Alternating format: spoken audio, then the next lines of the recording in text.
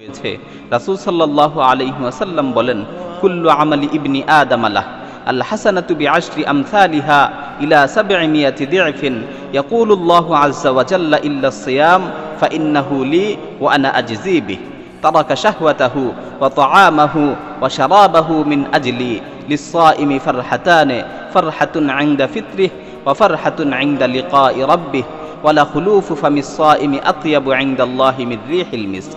আদম সন্তানের প্রত্যেকটি আমল তার নিজের জন্য এবং এর সওয়াব 10 গুণ থেকে 700 গুণ পর্যন্ত বাড়িয়ে দেওয়া হয়ে থাকে।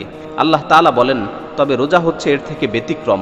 নিশ্চয়ই রোজা হচ্ছে শুধুমাত্র আমার জন্য এবং এর প্রতিদান স্বয়ং আমি নিজেই দিব, কেননা সে শুধুমাত্র আমাকে সন্তুষ্ট করার জন্য খাবার দাবার পানাহার ও সহবাস থেকে বিরত থেকেছে।